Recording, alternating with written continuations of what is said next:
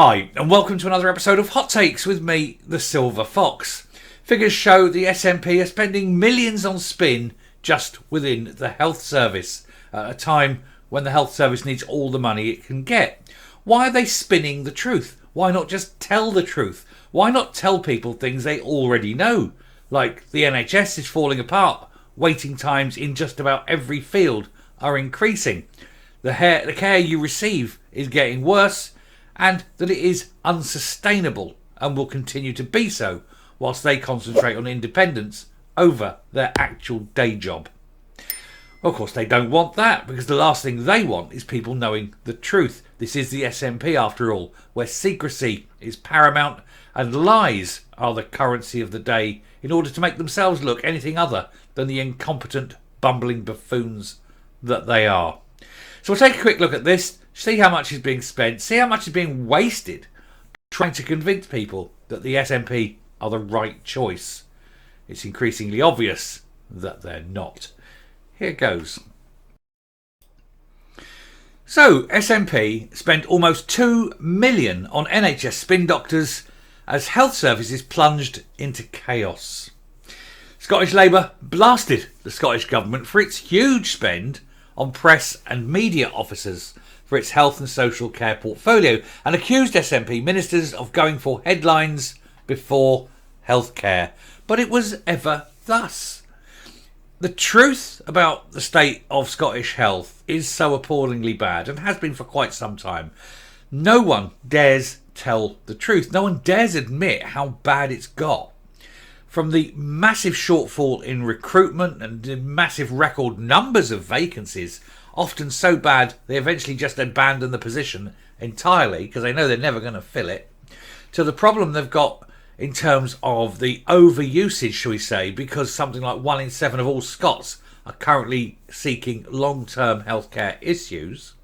And then, of course, you have, and it's summed up really almost in that picture, you have a whole series of incompetent, stupid, incapable men. Predominantly, there has been a few women, but mostly it's men, who've filled the portfolio and made a complete and utter pig's ear of it.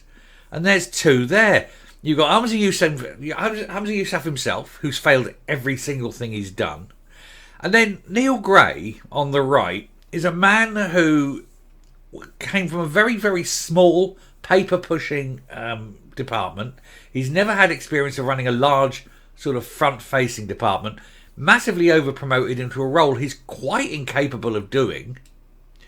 And this, following, of course, the thieving liar Matheson that went before him, who followed from Hamza Yousaf, another incompetent, bumbling fool, who followed on from Freeman, who may well be going to prison for the remainder of her life for potentially the mass corporate homicide of thousands of people. You know, it's just one after another, and it's no wonder the health system in Scotland is sheer and utter, unadulterated tripe. The Scottish Government has been blasted for spending almost £2 million on spin doctors for the NHS as the health service descended into chaos.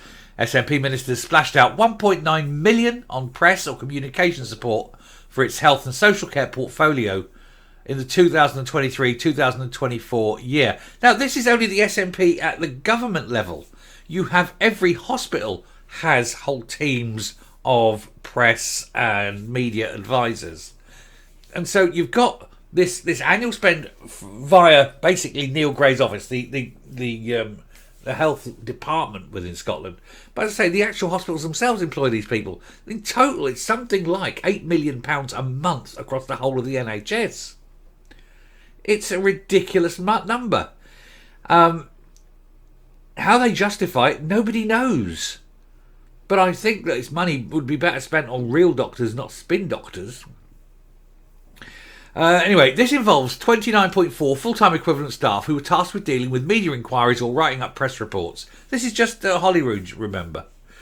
Scottish Labour accused the SNP executive of putting headlines before healthcare following this revelation. The numbers included staff specifically assigned to the National Care Service. So, you know, this is over and above actual existing NHS system. And plus general marketing strategies.